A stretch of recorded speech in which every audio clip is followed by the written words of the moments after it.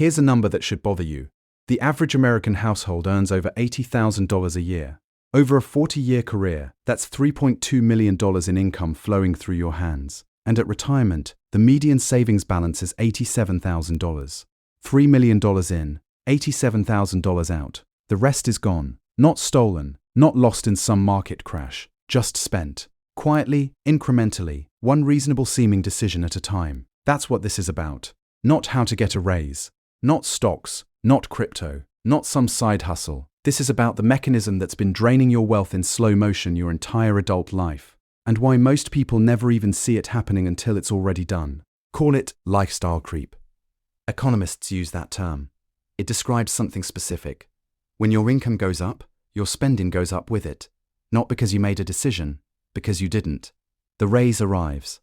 The apartment gets a little nicer. The car gets a little newer. The grocery store shifts one tier up. Dinner out twice a week becomes 3 times.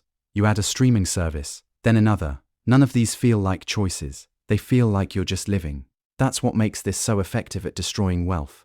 It doesn't look like a problem. It feels like progress. Here's the math that makes this ugly. A household earning $150,000 and saving 20% banks $30,000 a year. A household earning $250,000 and saving 5% banks $12,500. The higher earner is building wealth at less than half the rate of the lower earner. Same city, same decades, completely different financial outcomes. Income doesn't build wealth. The gap between income and spending builds wealth. That gap is controlled entirely by lifestyle choices, which means the person earning $80,000 and saving aggressively is outperforming the 6-figure earner who spends like one. Every time. Total consumer debt in the United States right now sits at $18.8 trillion. Average household debt is $105,000. Here's the part that should stop you cold. 24% of people earning over $100,000 a year live paycheck to paycheck. 6 figures. Paycheck to paycheck. The number isn't saving them. The lifestyle is eating them alive.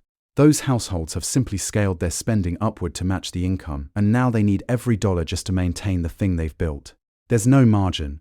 There's no buffer. A single layoff, a medical bill, a car that dies on the highway, and the whole structure collapses. The hidden expenses are where this gets surgical. Nobody sits down and thinks, I'm going to spend my raise on nothing important. But that's what happens. A $500 monthly raise diffuses. $50 on nicer coffee. $80 on food delivery that wasn't in the budget before. A premium subscription here. A gym membership upgrade there. Some new gear for a hobby. Dinner at a slightly better restaurant. Add it up and $500 is gone. Every month. Permanently. No single decision caused it. No single decision feels like the problem. That's the mechanism. Lifestyle creep doesn't announce itself. It dissolves through thousands of tiny choices that each feel completely reasonable on their own. Food delivery is a good example. It's concrete. Spending on food delivery services jumped 10% year over year in recent data. Gym memberships up 19%. These aren't people being reckless. These are people being convenient. And convenience is expensive in a way that compounds quietly. If you're spending $180 a month on food delivery, that's $2,160 a year. Invested at a modest return over 30 years, that one habit costs you somewhere in the neighborhood of $175,000 in retirement wealth. That's not a small thing. That's a food delivery habit with a 6-figure price tag written in invisible ink on every order. Subscriptions deserve their own section because they've become the modern lifestyle creep engine. Streaming services, premium apps, music platforms, cloud storage tiers, subscription boxes, software licenses. Each one costs somewhere between $10 and $20 a month. Each one felt worth it when you signed up. Most people have no accurate idea how many they're actually paying for. Studies consistently show people underestimate their subscription spending by 40 to 80%. The charges are small enough to slide under mental accounting. They don't feel like spending, they feel like existing. But 12 subscriptions at $15 each is $180 a month, $2,160 a year, decade after decade. The status problem runs deeper than subscriptions. There's a psychological mechanism at work when income rises. People feel pressure, usually unconscious, to visually signal their new position. Better clothes, nicer neighborhood, newer car, fancier restaurants with the team. This isn't vanity exactly. It's social calibration. Humans are wired to match their visible lifestyle to their perceived group status. The problem is that lifestyle signaling is pure cost, no return. The opinion of your coworker about your car is worth exactly $0. The car payment is real. The depreciation is real. The insurance and maintenance scaling upward is real. You're spending money you could compound for decades to produce an impression that evaporates in seconds. If you are still watching, well done. You're doing better than most. Most actual millionaires don't look the part. That finding shows up repeatedly in research on wealthy households. The majority live in middle-class neighborhoods. They drive used cars. They don't wear designer clothes. They're invisible. That's intentional. Every dollar not spent on visible status is a dollar that can compound. They've understood something that most people haven't, which is that the goal isn't to look wealthy. The goal is to be wealthy. Those two things are almost mutually exclusive at the accumulation stage. The people who look the richest in their 30s and 40s are often carrying debt loads that would make you wince. Housing is the big one. The mortgage payment Americans are told they can afford is calculated based on income, not on wealth-building strategy. The bank will lend you enough to make your payments painful. That's their ceiling. It doesn't have to be yours. When housing costs climb to consume 35 or 40% of take-home pay, there's nothing left to build with. Property taxes, maintenance, insurance and utility costs on a large home eat another chunk. The house becomes the lifestyle, and the lifestyle crowds out everything else. Plenty of households have beautiful homes and essentially no financial safety net. One bad month, and they're in the wall. Cars follow the same logic. The average new car payment right now is over $700 a month. The average loan term has stretched to 72 months.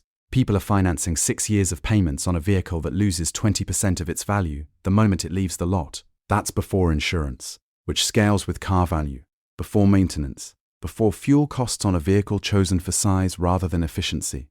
A paid-off 5-year-old reliable car does everything a new one does. It gets you there. It gets you back. The difference in monthly cost over a decade is staggering.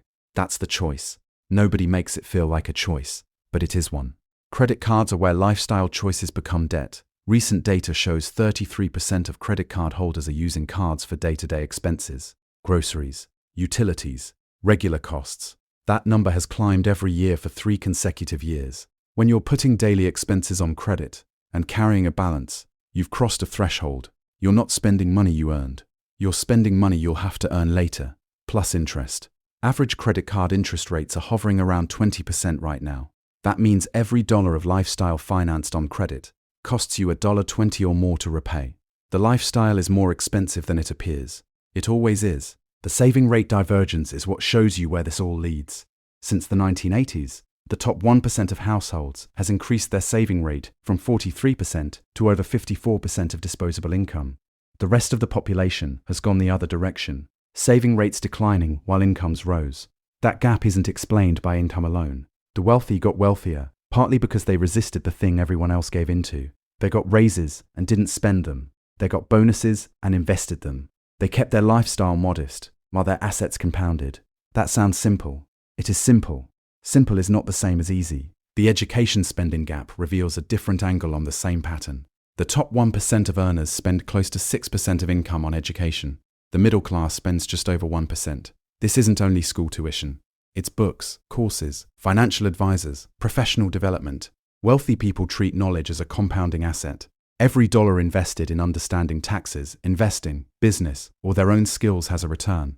They work closely with financial advisors and tax professionals, not because they're rich enough to afford it, but because those relationships are part of how they got there. Information is a lifestyle choice too. Most people spend more monthly on streaming than on anything that might improve their financial position. The shift isn't complicated. It doesn't require austerity or misery. It requires a single habit applied consistently. When income goes up, lifestyle stays flat. The raise doesn't become a new subscription or a nicer apartment. It becomes an automated transfer to an investment account. That's it. That's the entire gap between the median retirement balance of $87,000 and financial independence. $3 million flowed through. Most of it got spent on things that are already gone. The car depreciated. The meals were eaten. The subscriptions ran. Nothing compounded. The person who intercepts that money first, before lifestyle absorbs it, is building a completely different future on the exact same income. The lifestyle is a choice. Most people just never treat it like one. Thank you for watching, and please like and subscribe so I can continue to push out educational content.